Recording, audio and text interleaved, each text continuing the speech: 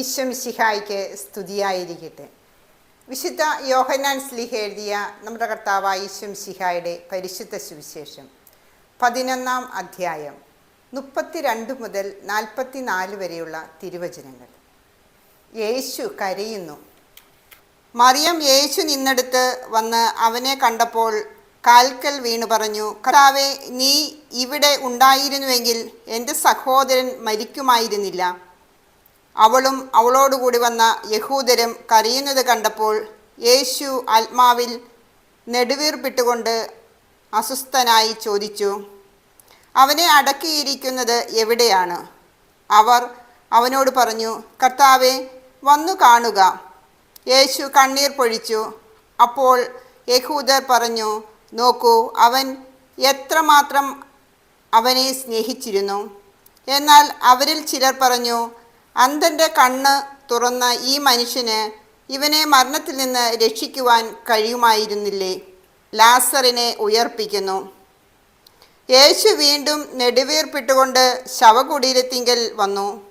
അത് ഒരു ഗുഹ ആയിരുന്നു. അതിന്മേൽ ഒരു കല്ലും വെച്ചിരുന്നു. യേശു പറഞ്ഞു, ആ കല്ലെടുത്തു മാറ്റുവിൻ. മരിച്ചയാളുടെ സഹോദരിയായ മാർത്ത പറഞ്ഞു, കർത്താവേ, ഇപ്പോൾ ദുർഗന്ധം ഉണ്ടായിരിക്കും. ഇത് 4-ാം ദിവസമാണ്. യേശു അവളോട് ചോദിച്ചു, വിശ്വസിച്ചാൽ നീ ദൈവമഹത്വം ദർശിക്കുമെന്ന് ഞാൻ നിന്നോട് പറഞ്ഞില്ലേ? അവർ കല്ലെടുത്തു മാറ്റി.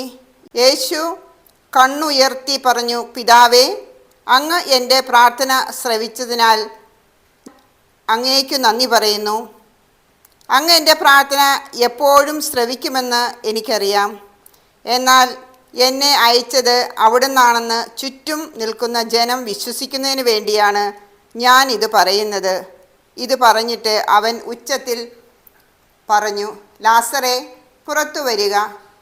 അപ്പോൾ മരിച്ചവൻ പുറത്തു വന്നു. അവൻ്റെ കൈകാലുകൾ നാടകൾ കൊണ്ട് ബന്ധിക്കപ്പെട്ടും മുഖം തുണി കൊണ്ട് ആവരണം ചെയ്യപ്പെട്ടുമിരുന്നു. യേശു അവരോട് പറഞ്ഞു, അവൻ്റെ കെട്ടുകൾ അഴിക്കുവിൻ, അവൻ പോകട്ടെ. നമ്മുടെ കർത്താവായ ഈശോ മിശിഹായ്ക്ക് സ്തുതി. വിശുദ്ധ യോഹന്നാൻ ശ്ലീഹ എഴുതിയ പരിശുദ്ധ സുവിശേഷത്തിൽ യേശു ലാസറിനെ ഉയർപ്പിക്കുന്നതാണ് നാം കാണുന്നത്. യേശുവിനെ അന്വേഷിച്ച് മറിയം യേശു നിന്നിരുന്ന സ്ഥലത്തേക്ക് എത്തിയെന്നാണ് സുവിശേഷത്തിൽ പറയുന്നത്. യേശുവിനോട് പറയുകയാണ്, നീ ഇവിടെ ഉണ്ടായിരുന്നു. നീ ഉണ്ടായിരുന്നെങ്കിൽ എൻ്റെ സഹോദരൻ മരിക്കുമായിരുന്നില്ല.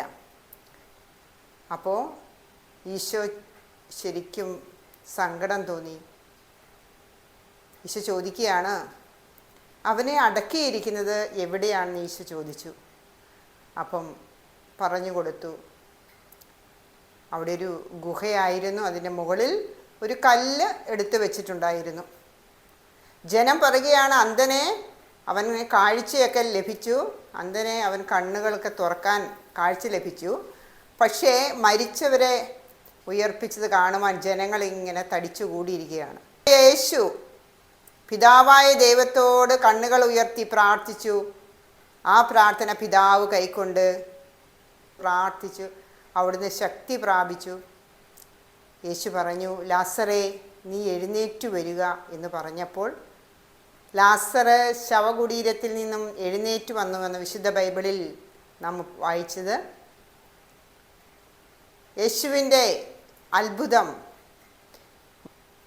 യേശു ആ കുടുംബത്തോട് കാട്ടിയ ആ കരുണ, ആ സ്നേഹം, ആ ദയ മറ്റാർക്കും എന്തു കൊടുത്താലും മതിയാവത്തോളമാണ്.